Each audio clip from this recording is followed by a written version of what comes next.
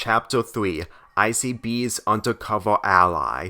Later in the night, Icebell took Grizz, Panda, Isaac, and Chloe to the destination he usually goes during nighttime. Unlike him and Isaac, Grizz, Panda, and Chloe were too tired, planning to go to sleep. They never bothered Icebell's daily nights out, but they were never those types. When they tried to follow him, they couldn't keep up with Icebell writing on Roomba. ICB, Grizz lawned. I appreciate you getting your closest friend to come along, but is it really necessary to do it this late? Icebell turned around while maintaining his balance on Roomba. Yes, he responded. I have to go to bed, Icebell, Chloe trying to keep her eyes open. I also need to work out my problem of heading to Canada too. We still have time, but can we not do this at night? Panda added. Icebell and his group entered the hidden alley only he went to from time to time. He got off Roomba as he knocked on the door, but no one responded, like last time. He expected the bouncer to answer, but after 10 seconds, it felt like he wasn't by the door. Icebell reacted. Isaac senses no one's taking the job as bouncer, Isaac commented. Icebell looked at the door while eavesdropping on it. He didn't hear anything from the other side, as if no one's inside. When he decided to push the door as it opened, learning it was unlocked the whole time. They all entered inside with all the lights off. Icebell clapped twice to have Roomba turn on its flashlight capability. I don't think anyone's here, Chloe looked around. Are those computers? Panda pointed. And a coffee bar? Grizz added. Icebell went to the electric switches, turned off when the employees usually keep them on. He turned them on as the red neon lights of the word coffee lit up. The green lights turned on around the bar while the computers slowly turned on, taking everyone by surprise. So what is the person you wanted us to meet? Grizz asked. Lana, he responded. Who's Lana? Panda asked. Icebell then opened the necklace, showing his bros and friends the picture of her and their parents. He pointed at her underneath, her father, as they looked at her closely. How old is that picture? Chloe asked. 20 years old, Icebell answered. Really? How do you know what she looks like now? Then they heard the door being pushed open, taking their attention, and so did Icebell as he closed the necklace. When she saw Icebell in person, she wasn't fazed at all, especially his group with two bears. Icebell never forgets human faces. Isaac took notice from the lady with purple highlights in her black hair with a tattoo on her arm when she walked up to the group. She looked down at Chloe, taking her by surprise. You must be Lana, right? She backed away a little. You catch on quick from him, huh? Lana smirked.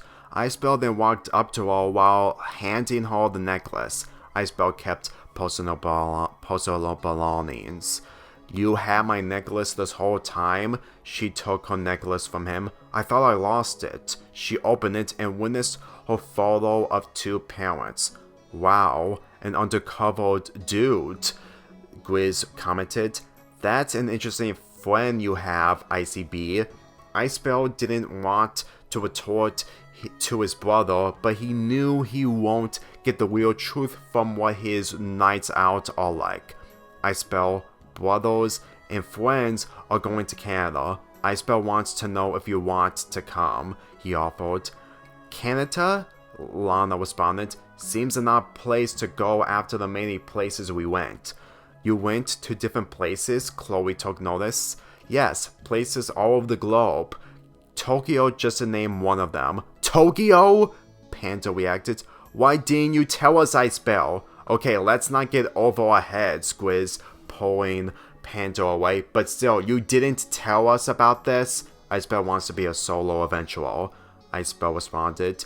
Isaac was overtorn by a world-traveling bear, Isaac replied. Yana laughed from Icebell's bros. I have to say, your bros are kinda funny, not to mention your friend Dale seems to qualify for missions, she stared at Isaac. As for your offer, I'll take it. Besides, from how our troubles got last time, it's better to go somewhere that isn't a death trap.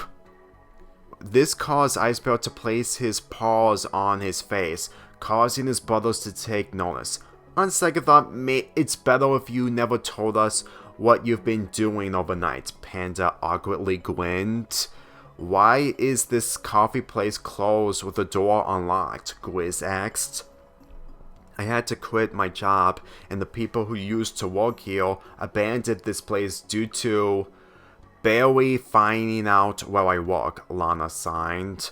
Granted, I wish he and his goons would leave me alone, but I knew it would just get uglier. Just hearing the name Barry is someone I really don't want to meet, just like how I met Agent Trout, Chloe commented, which caused Lana to lean down. I've heard of him and I saw Icebell on TV when I was at a bar. Haven't heard of him since you came back. She looked up at Icebell while back at Chloe. If you saw me and him together, we would make an unstoppable team. Chloe looked back to Icebell. From time to time, they've done so much together, but when it comes to missions, she looked at Woomba. She wished she experienced what Icebell accomplished, but living on the verge of danger is the last thing she wanted. But her attention was turned to Lana's necklace, remembering her parents. Do you remember the last time you met your parents? Not much. Life was different when I was with them, and it changed when I came here. It's sad that your mom and dad aren't gonna be in Canada, Grizz spoke. I believe it would make your time there. It's not like I was expecting more. If there's a will, there's a way of getting away from Barry. When Icebell looked at Woomba, he planned on bringing it along, but was having second thoughts. If Barry is still in San Francisco, he could find his home and rob it. But if he does bring it, he could encounter him with him being a step ahead of him. However, with Lana by his side, she's right about him and her being an unstoppable team. And with Isaac by his side, he has no problem telling him everything. Icebell makes sure our trip is harm-free, he responded. I'll pack up and I'll come when you're ready, Lana smiled.